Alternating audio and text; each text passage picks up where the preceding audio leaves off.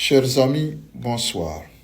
Aujourd'hui, j'ai voulu vous parler de Leila Nabeya, l'autre otage du fort Nyasingbe. Leila Nabeya, c'est cette femme qui a été arrêtée dans l'affaire de Tigre Revolution. Cette femme avait été arrêtée au moment où elle allaitait sa fille qui avait moins de 3 mois, en 2019. L'histoire de Leila fait tellement pitié. Et jusqu'à présent, on n'arrive pas à comprendre qu'est-ce que Faure Gnassingbé a contre cette dame qu'on a embastillée sans preuve dans une histoire qui laisse dormir debout. Aujourd'hui, Leila est toujours en prison. Je suis sûr que sa fille ne la reconnaîtra plus jamais parce qu'elle n'avait que 3 ans. L'arrestation de Leila s'est faite dans des conditions des plus inhumaines que l'on puisse, n'est-ce pas,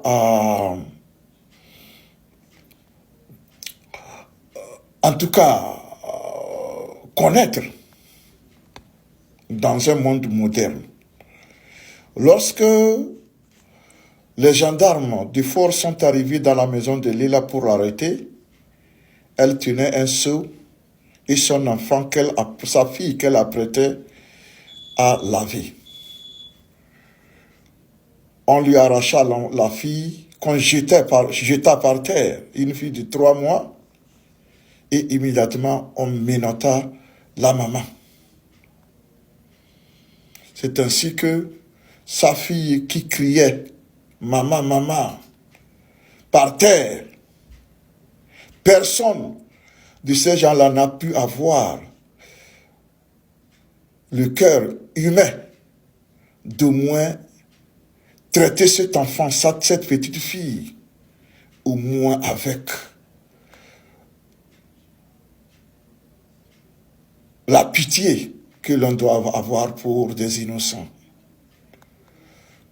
La fille était laissée par terre pleurant et on embarqua alors Leila.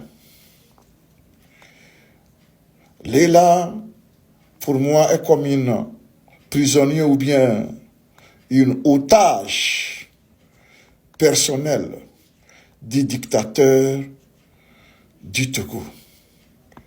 Même en Corée du Nord, même Kim Jong-un a pitié des faibles. Malgré tout ce qu'on peut lui reprocher, je pense qu'il a pitié. Il a un cœur quand même. Quelle que soit la dureté de son cœur, ce cœur est encore humain. Je ne peux pas dire la même chose des autorités togolaises. Jamais. Parce que Faure a pu fabriquer une histoire afin d'impliquer son propre frère.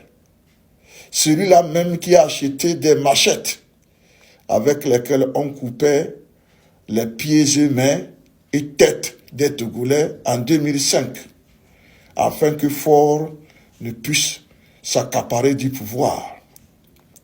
Quelque part, pour Pacha, l'on serait tenté de dire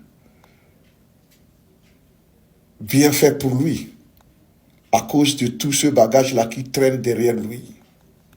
Mais nous sommes des humanistes. Nous pensons que quel que soit ce que l'on a fait,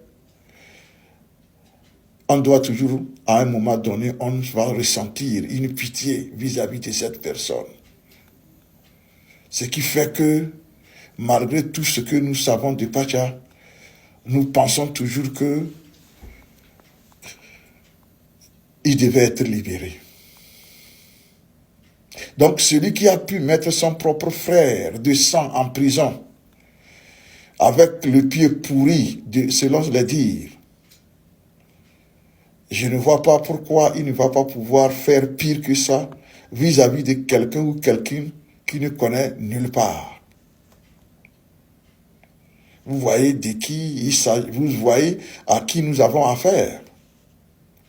s'il n'est pas capable d'avoir une simple pitié pour son propre frère de sang, de surcroît l'a aidé à s'accaparer du pouvoir, je ne pense pas qu'il pourra avoir de pitié pour des gens qui ne connaissent pas.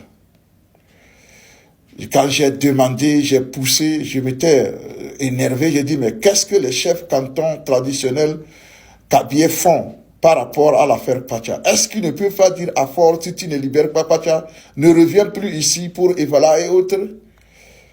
Une source très très informée m'a dit ceci.